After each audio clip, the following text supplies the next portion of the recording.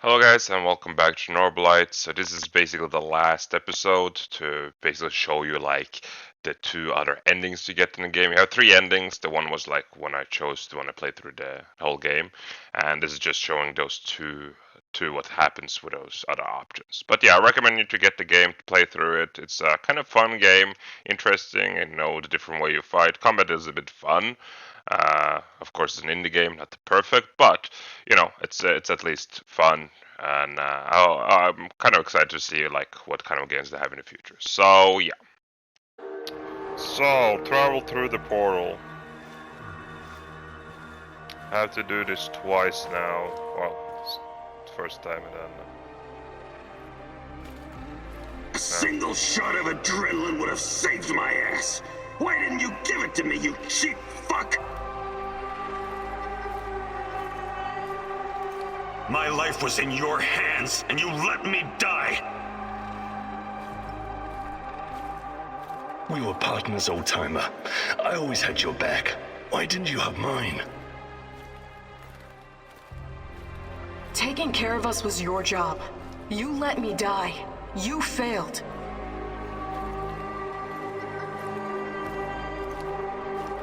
The eulogy you gave at my funeral was awful.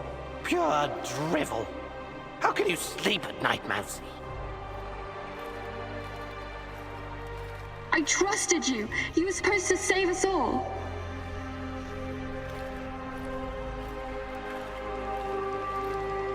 You killed Kostia, you motherfucker. My Kostia. Why? Why did you betray me, Mousy?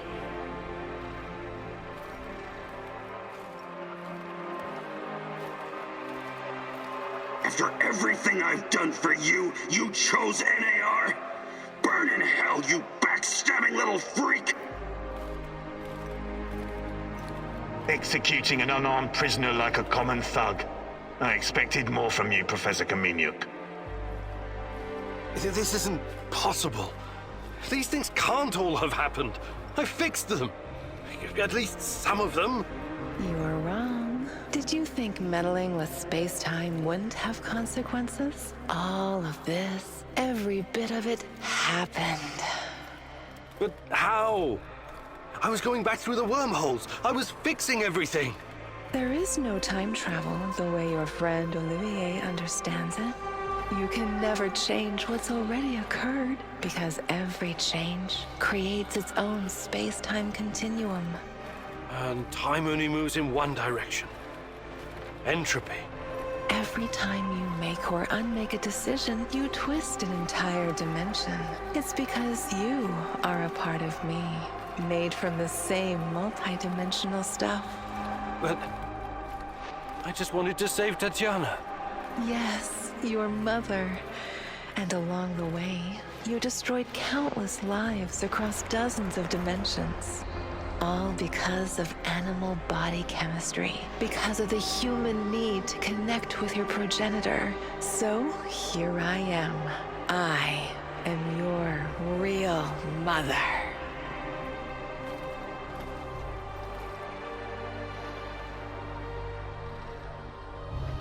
What are you? Chernobylite?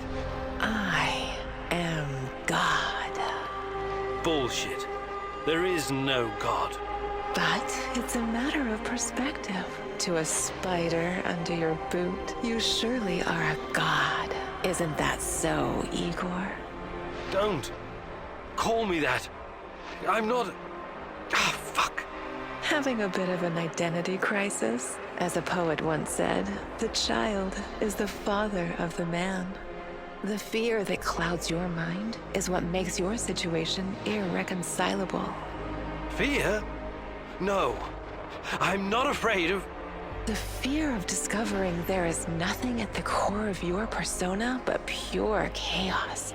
You simultaneously are and are not you.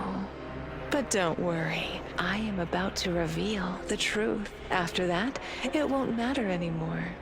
What do you want from me? Have you ever wondered why, despite your technological sophistication, you, people so insistently pursue self-destruction? Why destroy your own ecosystem? Why you cannot help but slaughter each other and every other species? Why, over and over again, you sacrifice your own future for short-term gain? If you're thinking to catch me off guard with your freshman philosophy insights, you've got another thing coming. People are, for the most part, selfish assholes. I don't need an alien entity to tell me this. So what's next? Are you going to propose some kind of new world order to save us all? Am I to be your prophet and help you usher in a comic book utopia? I never expected you to be so nihilistic, but I suppose it isn't surprising. No, a new world order isn't enough to save you from yourselves. You are fundamentally flawed. Is that right? And why is that? Again, it's the fear. Fear of your own existence. Fear of anything strange or other. Fear about the future. I can take it all away. I can help you, as I've helped many other civilizations before. How? Your kind can only live in the moment. The future is terrifying to you. It makes you do silly, destructive things. Surely you can see that now. Become my vessel, and I will purify them of fear and weakness. I will remake mankind in my image, burn away the dross in a firestorm the world has never seen. I must reduce everything to ashes so they can be reborn. That is some insane biblical shit. You're scared this will make you feel less special, less of a hero? This is what being a hero is all about. You went on a quest to heal the world, to find a cure. I am the cure. We can banter words for as long as you want. I have plenty of time. But the result is inevitable. You and I are already connected at the core. You cannot exist without me. Struggling against me will only tire you. It will not in the slightest change the outcome. You're like a fish, endlessly swimming the circumference of a wash basin. You want to jump out, but without me, you simply can't. All your science cannot help you. It's time to set aside this futile struggle. Help yourself and the world. Embrace me. Reject Chernobylite. You commune with Chernobylite. I guess I'm gonna reject Chernobylite. I see you have it all figured out, my love. But it's not going to happen. I refuse to take part. If mankind wants to destroy itself, let it. For all I know, extinction is a better fate than becoming part of whatever you are.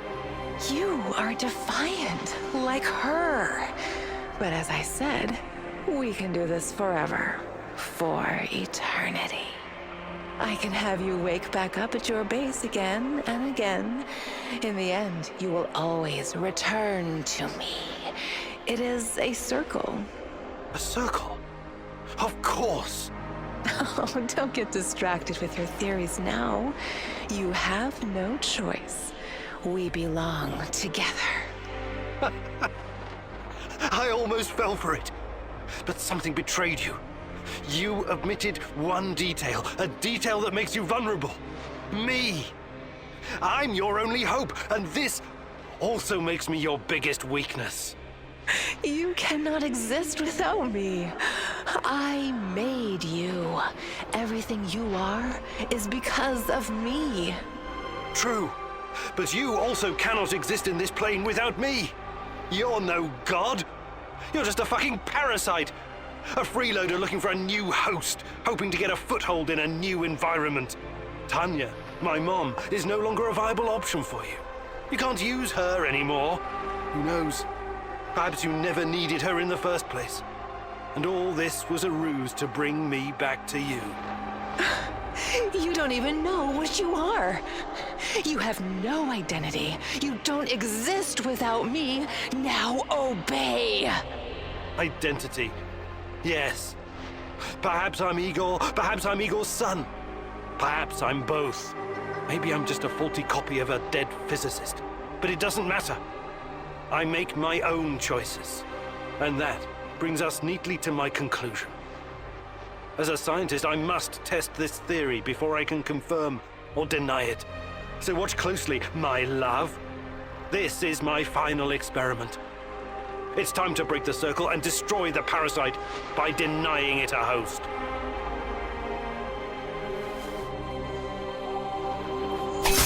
No! No! No! No! No! No! No!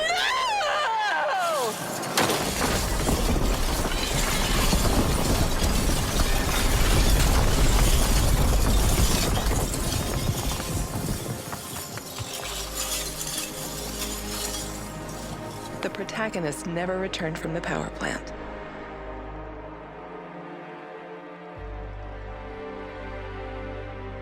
The Chernobylite vanished entirely.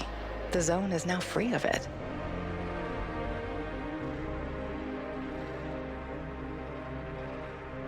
Igor stalkers drove off the remaining NAR troops and even convinced a few of them to join the cause. Now they're working together for the good of the Samoshels, tracking down the few remaining monsters still roaming the area. Okay, now commune with the Chernobylite. I see. It's gonna go really fast. Maybe it's time humanity gets another chance at being its best self.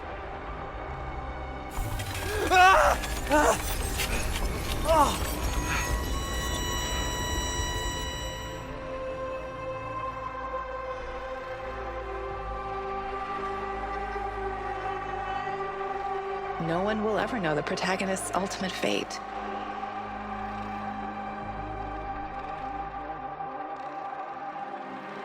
When he disappeared, a wave of monsters poured into our world through the interdimensional gate, turning Pripyat into a permanent war zone.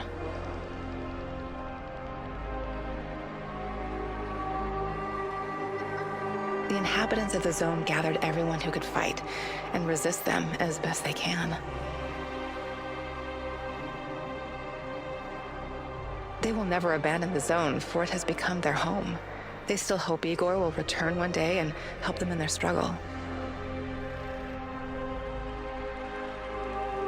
The Chernobylite meanwhile spreads farther into the zone, and the fight grows more desperate with every passing day.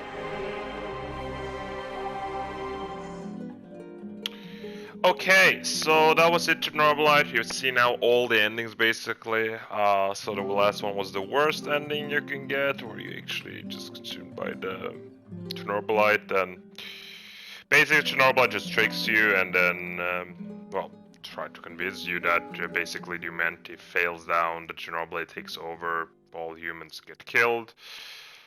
Like they said, those dark things, they're basically antibodies, if you don't know. Chernobylite is basically a living creature, and the Earth is kind of inside their body or something like that, and or something like that. They were like, those things were like antibodies. They are like defending something like that. They're trying to get rid of living creature, everything living. So yeah, pretty interesting game. You know, there's some decisions I should have changed. Maybe some different where they could have gone in. I could change up definitely where Tarkarov could be the one that spies, and Olga could be the one hunter. But I guess that's one thing, because I think I should have Mikhail in or something like that. Yeah. Something like that, where he could actually take and be in there, be guard, like, be with me. Even sadly,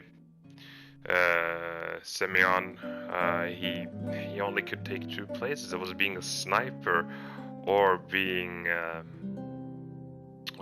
guard. I didn't see much like a difference. So yeah.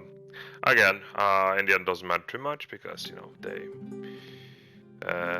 You know how it is the end. Sadly, I really wanted them to stay alive. That's like my whole goal, but I guess there's some decision. I'm glad I did kill Semenov. Because he, if he hadn't been there, he'll open a gate and things going to hell, literally. So yeah, but yeah, pretty much that was it for this game. Hopefully I will bring another game in the future or play through a whole game. And again, so if there's anything we want to know about this game, just comment down below. And I hope I see you next time. Don't forget to share, subscribe, and like. See you next time. Bye.